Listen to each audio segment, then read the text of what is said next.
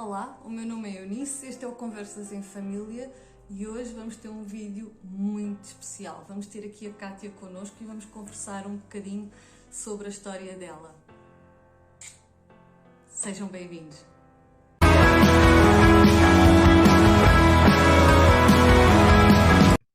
A Kátia hoje está aqui connosco, é uma menina muito especial, com uma história muito especial e vai partilhar um bocadinho connosco a história dela e do marido e da princesa que está lá em casa, que deu imenso trabalho a chegar, mas que valeu a pena cada passinho e vocês vão perceber porquê.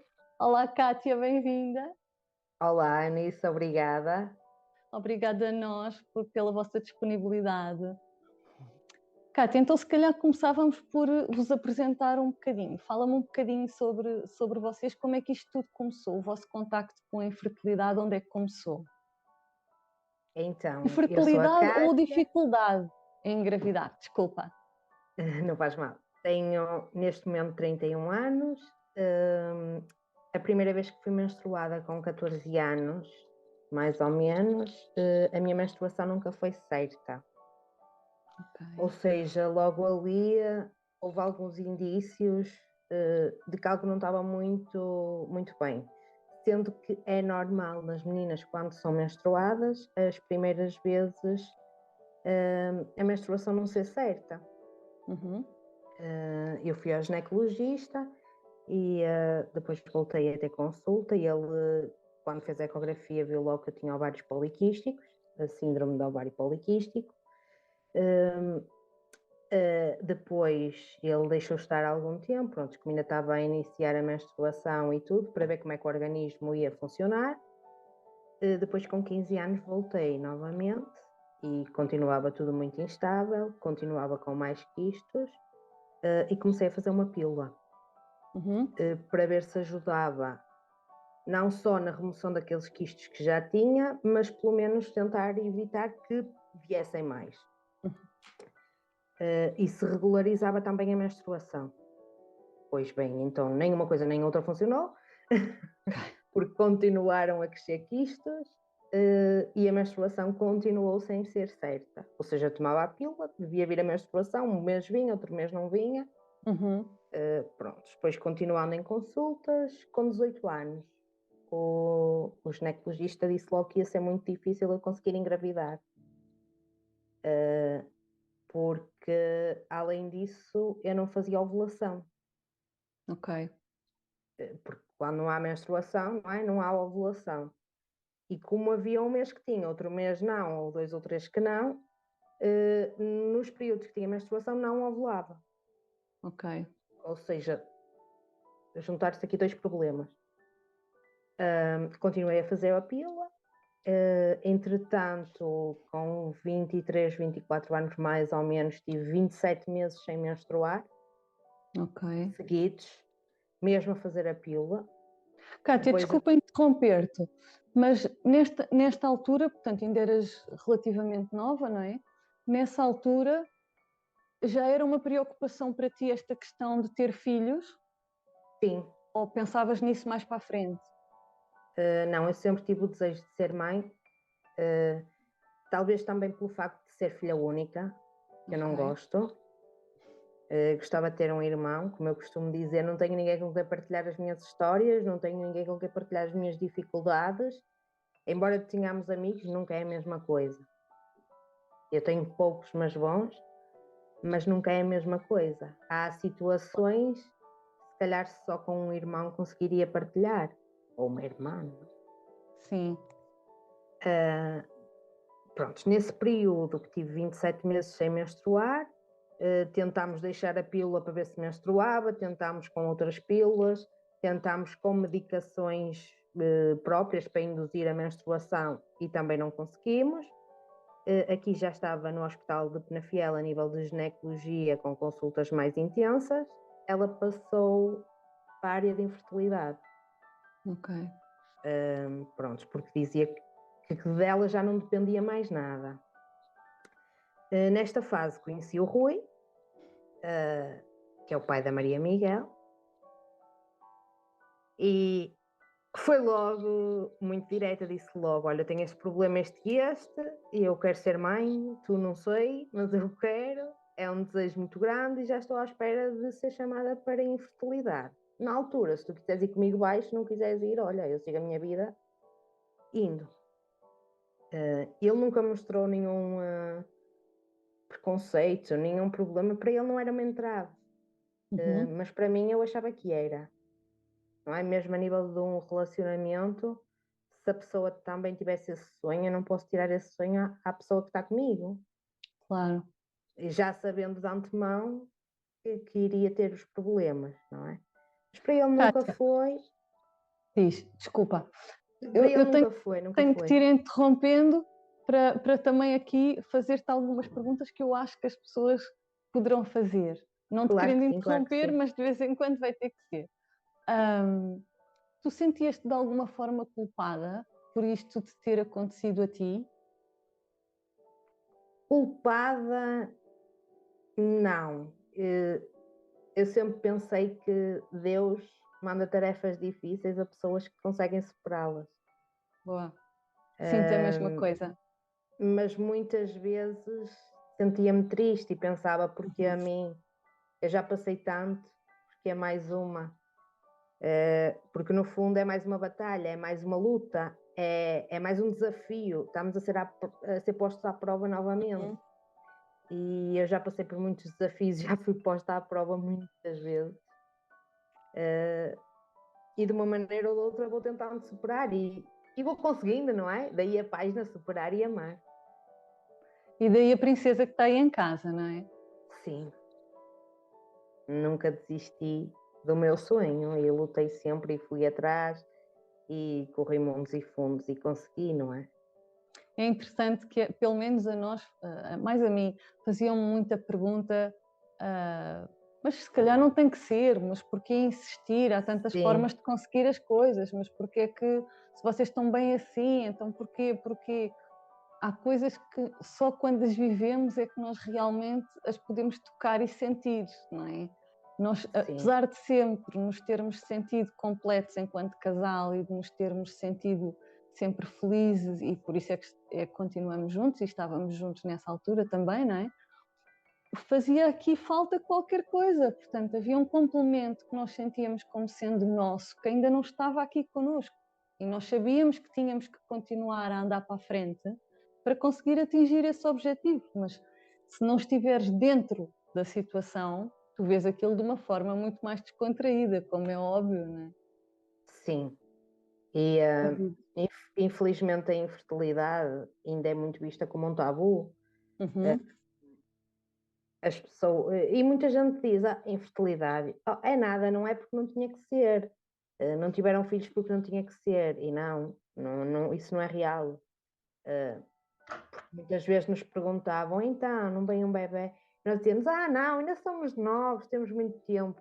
E às vezes chegava-nos ou saía-nos e por trás desabavam as lágrimas, não é? Porque nós já estávamos a tentar, mas também não queríamos dizer ao mundo aquilo que se passava, porque muita gente vê isso como: ai, coitadinha, tem problemas, olha.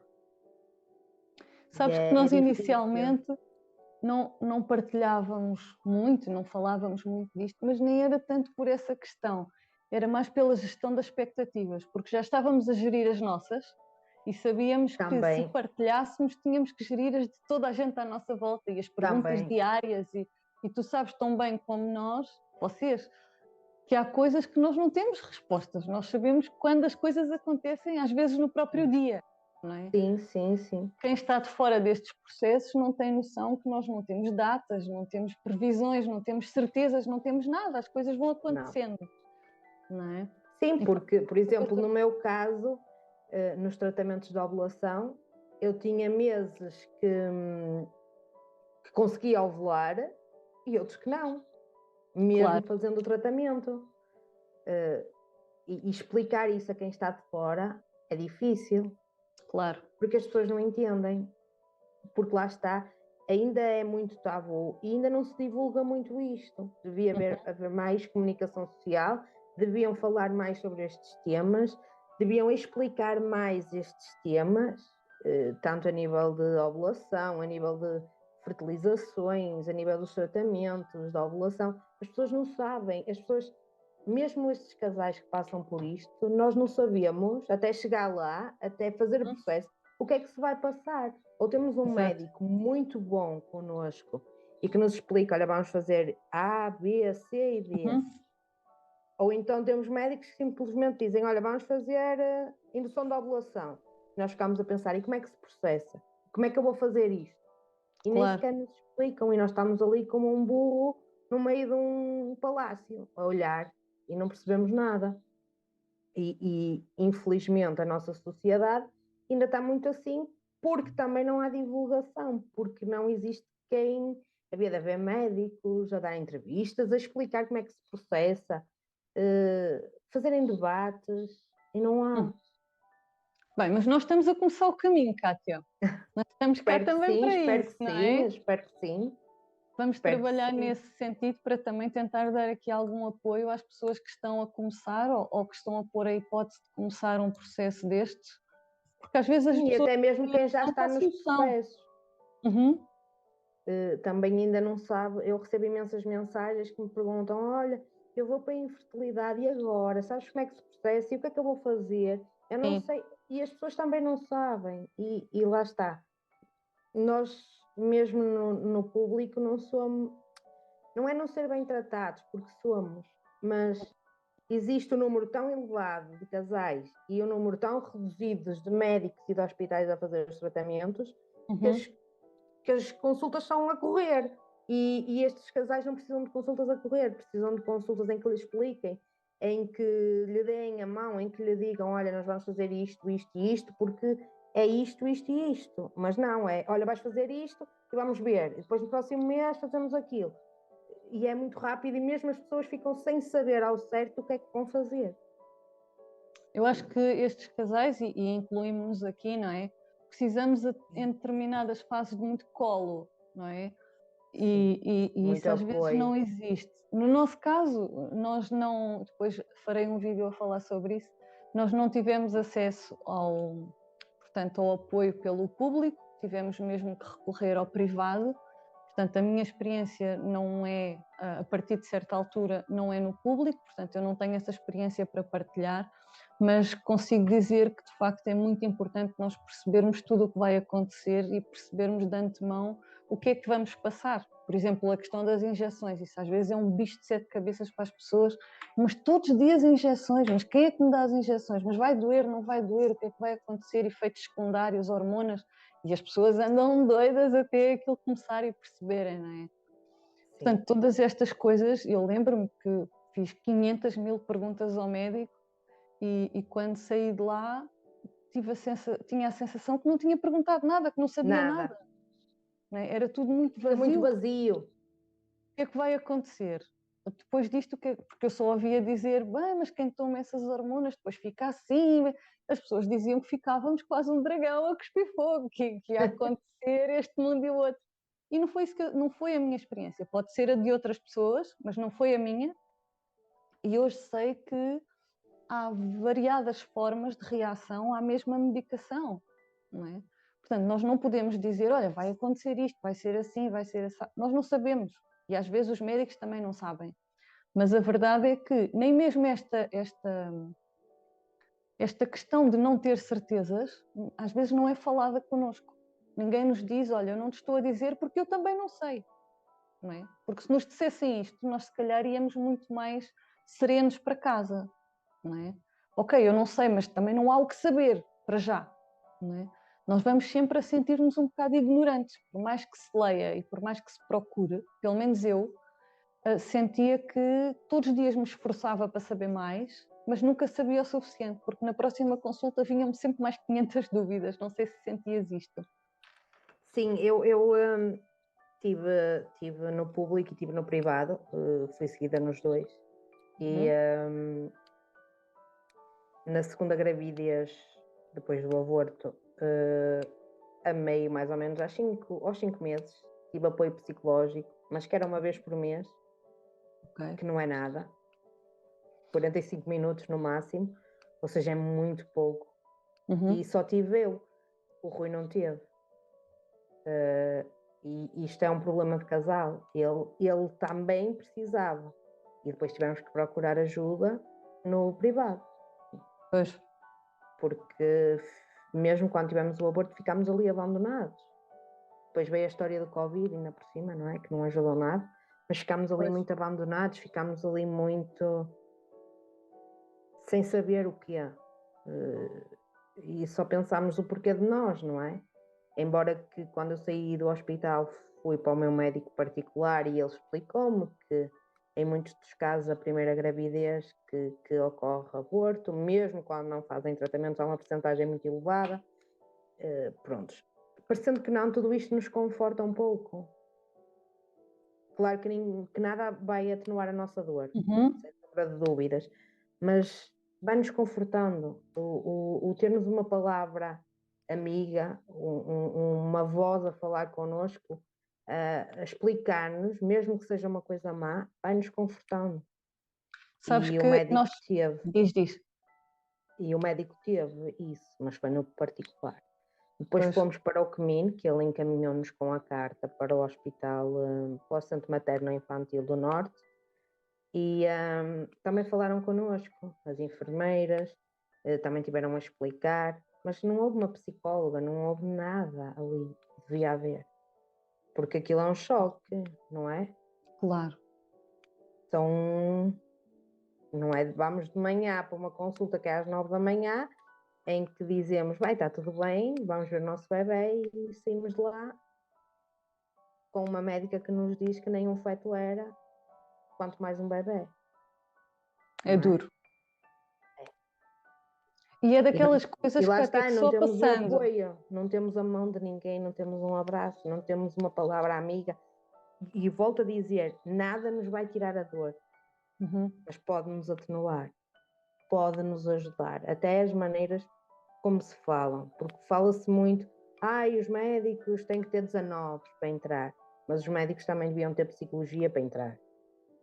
Também deviam saber falar com as pessoas. Eu sei que eles lidam com isto todos os dias, mas nós não é? Nós somos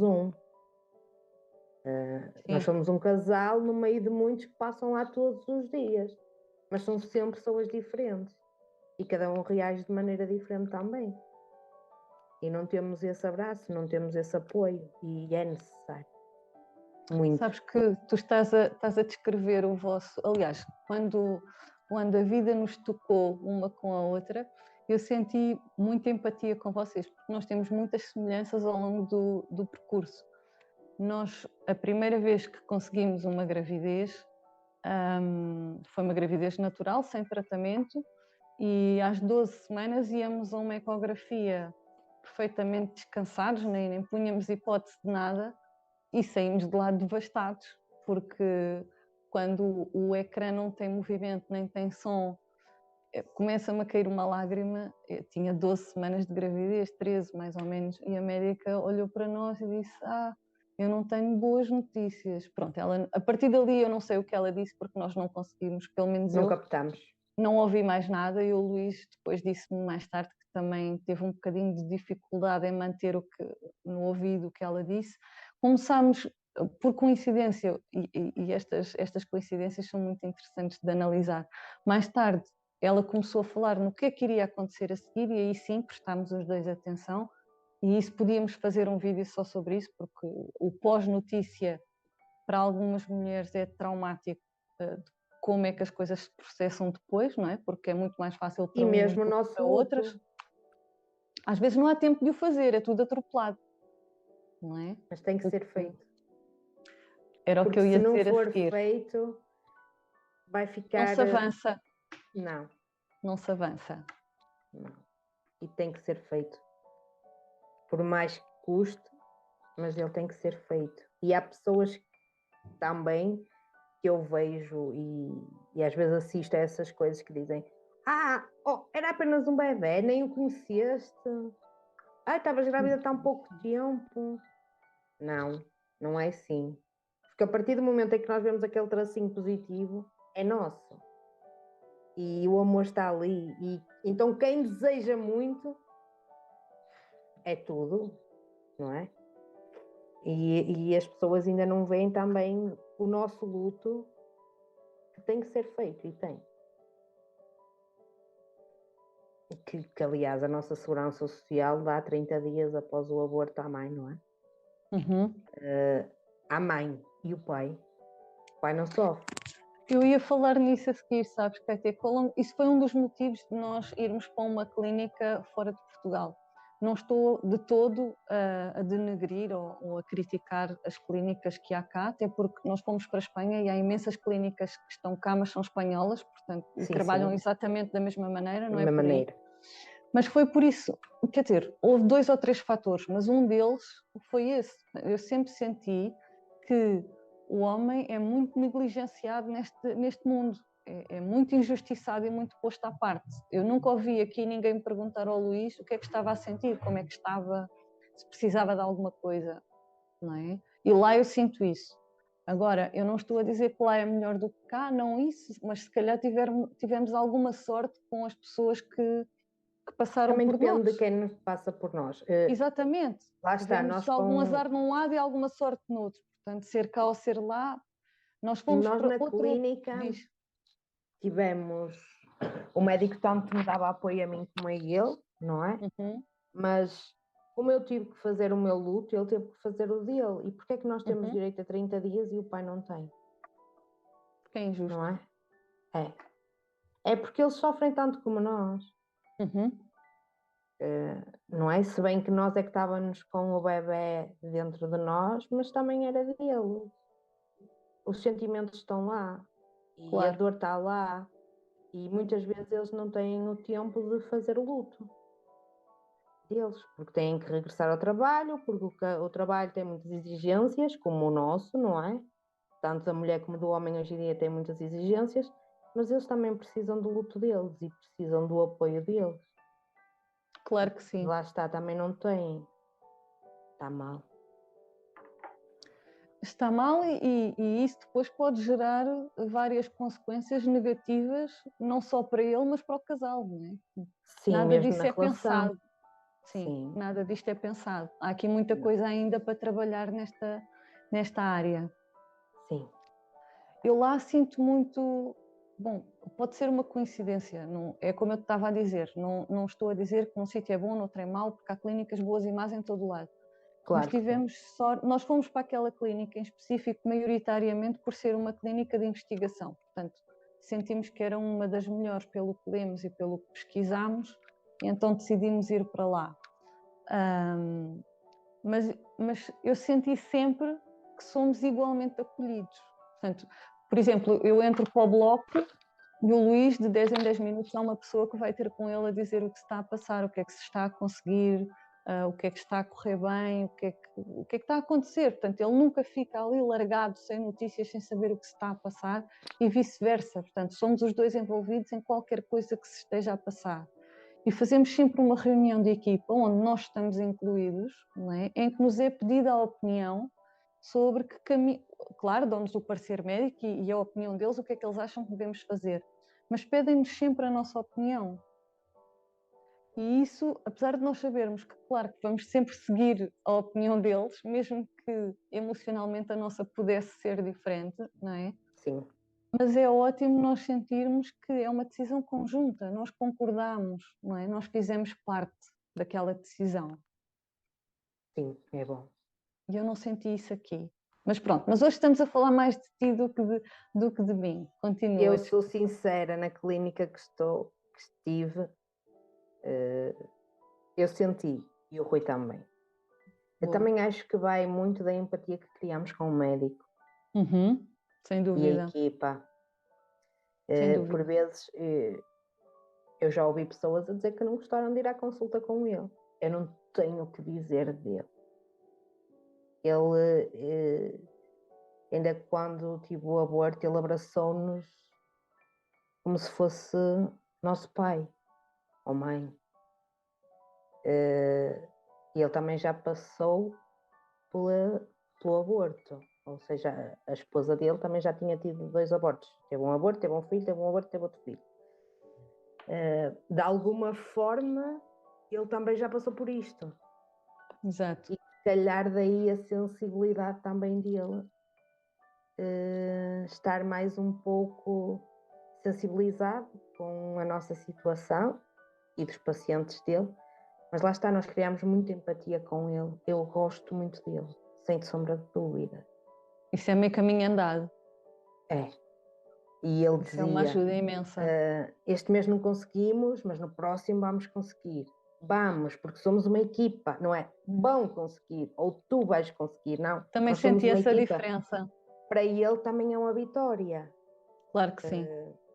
E eu fui a vários médicos, corri vários médicos, tudo que lia, então opiniões, este é bom, aquele é bom, vamos aqui, vamos ali, andámos um bocadinho a correr, mas aquele, nós, sem sombra de dúvida. Kátia, nós temos 10 minutos, depois se tu quiseres mais para a frente podemos fazer outro vídeo, mas há aqui Claro que sim. duas perguntinhas que eu te queria fazer. Sim. Alguma vez duvidaste que iam conseguir? Duvidar, não. Mas quando vinham os negativos era um balde de água fria. Um após outro, um após outro, um após outro. É duro. Depois de engravidar a primeira vez, mesmo tendo o aborto, acho que amenizou um pouco aquela insegurança de nunca conseguir engravidar, porque eu já consegui uma vez, portanto já é meio caminho andado. É possível. Para conseguir novamente, sim. Ok. Como é que eram os dias da mãe para ti? Os dias da mãe, uma bela pergunta.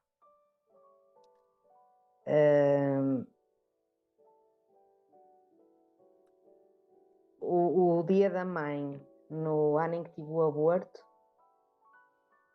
foi em fevereiro, e eu descobri que estava grávida da Maria Miguel no dia 4 de junho do mesmo ano, 2020. No meio tivemos o dia da mãe. Foi difícil, mas eu consegui demonstrar à minha mãe que não era difícil, que eu ia conseguir e que estávamos ali a festejar o dia dela e que um dia também iríamos festejar o meu. Ok. Os outros, eu tentava festejar com a minha mãe da melhor maneira possível, aproveitando a ela e pensando no meu futuro. Um dia vai ser o meu e eu espero que a minha filha aproveite comigo como eu estou a aproveitar com a minha mãe, independentemente da idade dela, porque eu tenho 31, a minha mãe tem 49 e eu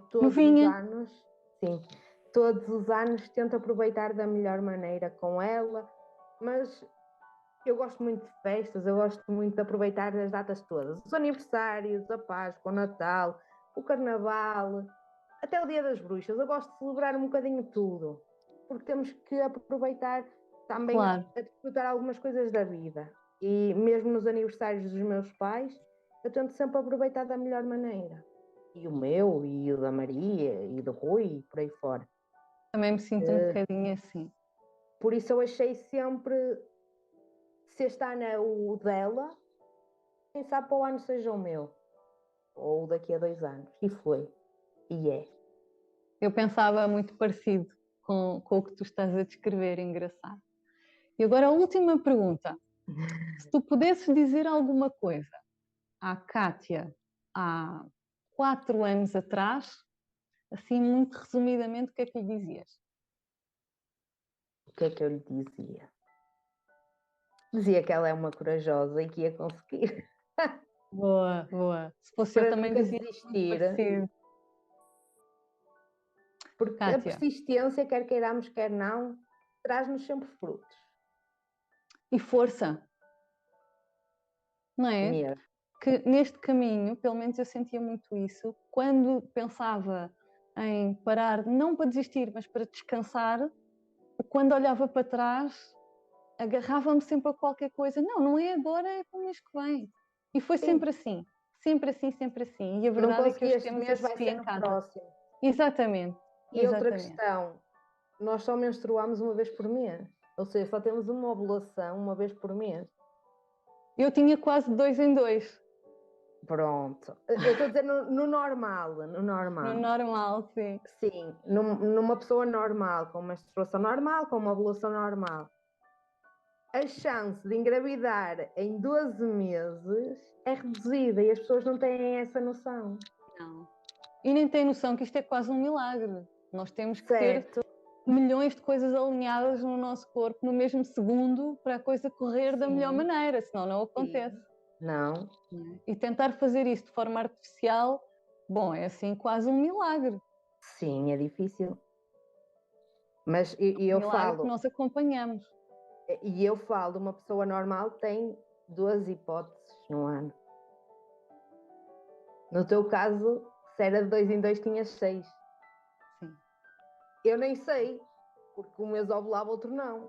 Pois. Ou 2 ou 3, não. Mesmo com Pois. a medicação. Ou seja, era tudo muito vago. Neste mundo da infertilidade, o que é hoje não é no próximo mês. E o que é no próximo mês, se calhar não se repete em mais nenhum. Porque eu fiz 9 tratamentos de indução de ovulação e num deles tive, eu não sei o nome específico, mas tive muitos óvulos. Hiperestimulaste. Nesse mês nem podia tentar e a medicação foi a mesma. E no mês seguinte nem sequer ovulei. Pois. E a medicação era sempre a mesma. Por isso nada é igual. Claro. Nem mesmo em nós, as medicações atuam sempre da mesma maneira. Quanto mais podermos dizer a alguém como é que vai ser ou o que é que vai acontecer. Precisamente. Kátia, adorei este bocadinho. Foi ótimo, foi ótimo. Foi ótimo, gostei muito, principalmente de te encontrar, porque encontrei alguém que tem uma história muito parecida com a nossa e isso aquece o nosso coração, pelo menos é o que estou a sentir. Propunha aqui, mas depois nós falamos sem eles estarem a ouvir, propunha aqui nós fazermos um vídeo sobre bebés lá para a frente, não é? O que é que vamos fazer, o que é que vamos tentar, se vamos tentar, como é que as coisas se vão processar, se tu concordares, claro, acho que era muito Claro, giro. sim. Porque às vezes as pessoas também pensam, já tem um, pronto, acabou-se a conversa. Não é bem assim, cada um tem o seu plano familiar, não é? Exatamente. E por isso, olha, queria-te agradecer muito por este bocadinho e dar-vos um beijinho enorme aos 3, claro. Obrigada para vocês também. Obrigada. E podíamos também fazer um vídeo a apresentar as princesas, para elas falarem um bocadinho uma com a outra, acho que era giro. Claro que sim, temos que combinar. Por mim tudo bem. Combinado. Então vamos ver quando é que fazemos isso, tá bom? Um beijinho grande. Obrigada pelo convite. Obrigada por este bocadinho. Até à próxima, Kátia. Tchau, tchau. Espero que consigamos aquecer o coração de mais algumas pessoas que passam pelo mesmo. Acredito que sim, acredito que sim. Vamos fazer mais um vídeo ou 2 e vamos tentar divulgar para chegar a muitas pessoas que estejam no mesmo processo. Está bem? Obrigada. Um beijinho grande. E não desistam. Nunca, nunca, nunca. Beijaca, essa palavra nem existe no nosso dicionário. Não, isso cá em casa não se diz. Não. Beijinhos, tchau.